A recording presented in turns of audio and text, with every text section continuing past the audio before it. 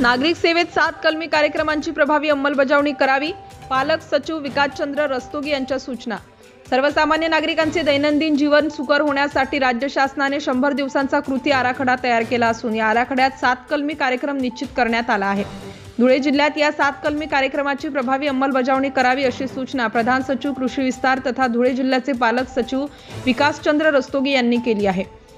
धुळे जिल्हाधिकारी कार्यालयातील नियोजन सभागृहात जिल्हा वार्षिक योजना, जिल्हा विकास आराखडा तसेच 100 दिवसांचा कृती आराखडा आढावा बैठक पालक सचिव श्री रस्तोगी यांच्या अध्यक्षतेखाली संपन्न झाली आहे.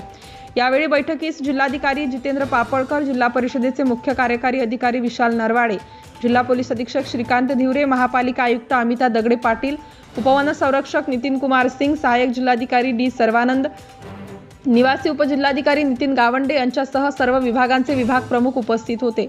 याप्रसंगी पालक सचिव श्री रस्तोगी म्हणाले की सामान्य नागरिकांचे दैनंदिन जीवन सुकर व्हावे, ईज ऑफ लिव्हिंग यासाठी राज्य शासनाने राज्यातील सर्व विभागांना 100 दिवसांचा कृती आराखड्या अंतर्गत 7 कलमी कार्यक्रम निश्चित करून दिला आहे.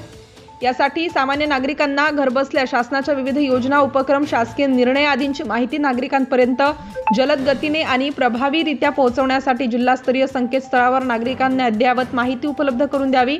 संकेतस्थळावर दररोज माहिती अपडेट राहावी यासाठी मार्गदर्शिका तयार करून नोडल अधिकाऱ्यांची नियुक्ती करावी. युजरच्या दृष्टीने दररोज संकेतस्थळ अपडेट करावे. संकेतस्थळ सुरक्षित राहील याची दक्षता घ्यावी. महापालिका, वन विभाग, बांधकाम विभाग, जिल्हा रुग्णालयासह इतर विभागांनीही जिल्ह्यातील दैनंदिन घडामोडींचे अपडेट संकेतस्थळावर नागरिकांसाठी उपलब्ध करून द्यावे. त्याचबरोबर शालेय स्तरावरील विद्यार्थ्यांना त्यांचे अत्यावश्यक कागदपत्रे सहज उपलब्ध होण्यासाठी 9 ते 12वी पर्यंतच्या विद्यार्थ्यांचे डिजी लॉकर खाते तयार करावे. तालुका, उपविभागीय तसेच जिल्हा स्तरावर ई-ऑफिसचा वापर करावा.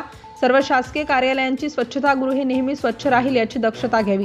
जनतेच्या तक्रारींचा त्वरित निपटारा करावा. सर्व अधिकाऱ्यांनी वेळोवेळी जिल्ह्यात उपविभाग तसेच तालुका स्तरावर क्षेत्रीय भेटी द्याव्यात. भेटी दिल्यावर क्षेत्रीय भेटीचा फॉर्म भरण्यात यावा. Subscribe now and press the bell icon. Never miss an update.